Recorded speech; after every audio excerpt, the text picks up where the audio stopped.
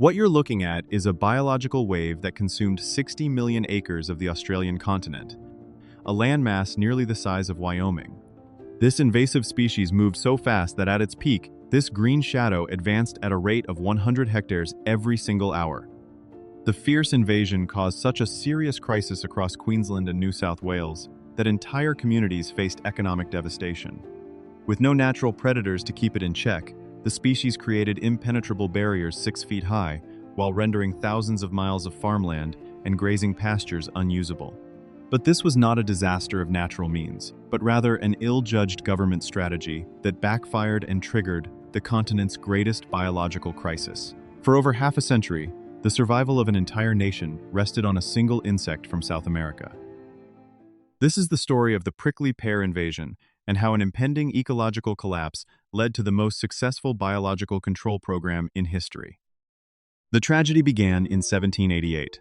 When Governor Arthur Phillip arrived with the first fleet at Botany Bay, he carried a cargo that was considered more valuable than the livestock on board. Among the supplies were specimens of Opuntia monacantha, a flat-padded cactus native to Brazil.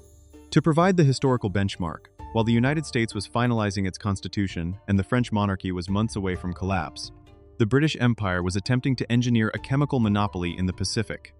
The objective was cochineal. In the 18th century, the world's most vibrant scarlet dye was produced by crushing the bodies of the Dactylopius coccus insect. This insect lived exclusively on the prickly pear cactus. At the time, Spain held a total global monopoly on this dye, which was essential for the iconic redcoats of the British military.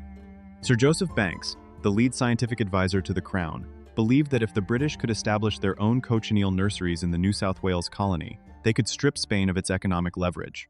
By the 1830s, the primary purpose of the cactus, the dye industry, had become obsolete due to the rise of synthetic pigments. However, the plants remained. They were moved from the coastal nurseries into the interior by settlers who used them as living fences to contain cattle. The Australian environment offered no natural resistance. There were no indigenous pathogens, no specialized herbivores, and no competing vegetation that could withstand the cactus's water retention capabilities. By the late 1800s, the plant had mutated its behavior from a garden curiosity into an apex predator of the soil. By 1900, the infestation covered 10 million acres. By 1920, that number had quadrupled to nearly 60 million acres. To apply the scale rule, this represents an area larger than the entire landmass of the United Kingdom, or the state of Utah, rendered entirely impenetrable. The cactus grew in dense, overlapping walls that reached heights of 10 to 15 feet. The weight of the pads was sufficient to crush existing timber. The thorns, or glochids, were capable of penetrating thick leather and human skin, causing systemic infections in livestock. Cattle that attempted to eat the fruit died from internal blockages and starvation. The land was not merely occupied, it was physically transformed into a green hell. The human response was characterized by a specific brand of hubris, the belief that industrial chemistry could undo a biological error. In the early 1920s, the government of Queensland declared a state of emergency. The primary weapon was arsenic pentoxide. This was a clinical attempt at mass poisoning. The scale of the deployment was unprecedented. Teams of men, often referred to as pear runners, were sent into the scrub equipped with primitive hand sprays and pressurized tanks. They carried thousands of tons of arsenic into the heart of the infestation.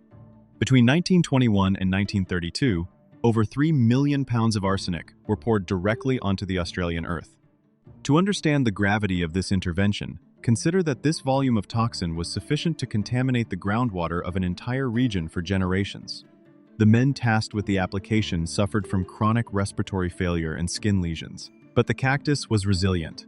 While the arsenic killed the immediate tissue it touched, the vast underground root systems, some extending 6 feet into the dry earth, remained dormant. As soon as the chemical dissipated, the pads regrew. The human effort was a drop of poison in an ocean of green. It was a failure of the machine age to solve a problem of the biological age.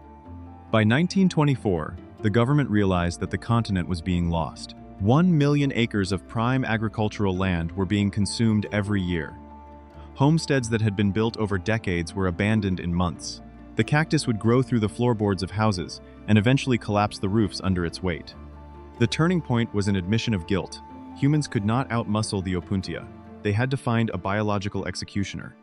The Commonwealth Prickly Pear Board was established to find a natural predator in the Americas.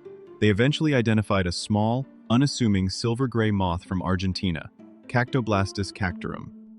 In 1925, approximately 3,000 eggs were brought to Australia under strict quarantine. This was a high-stakes gamble. The fear was that the moth would finish the cactus and then move on to Australia's wheat crops or native flora. This is the recurring irony of human intervention, bringing in a second foreign species to fix the disaster caused by the first. The deployment of the moth was a clinical success. In 1926, the first mass releases occurred. The larvae of the Cactoblastus do not eat the exterior of the plant. They burrow inside the pads and consume the internal moisture. They turn the structural support of the cactus into a fermented, liquid rot. The speed of the destruction was as shocking as the initial invasion. In one district of Queensland, a solid wall of cactus, stretching for miles, collapsed into a gray, putrid slush in less than 6 months. By 1932, 7 years after the introduction of the moth, the Great Invasion was effectively over.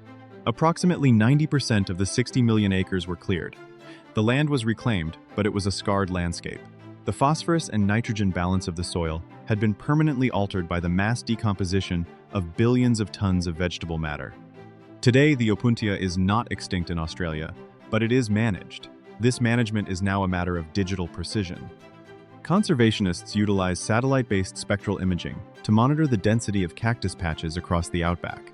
Using artificial intelligence, researchers can identify the thermal signature of a healthy cactus grove versus one that is being consumed by the moth. This allows for an automated advisory system.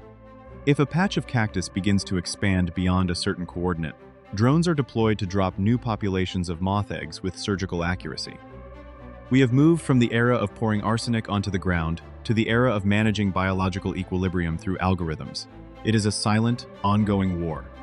The moth and the cactus exist in a permanent state of tension, a man-made balance that requires constant observation to maintain.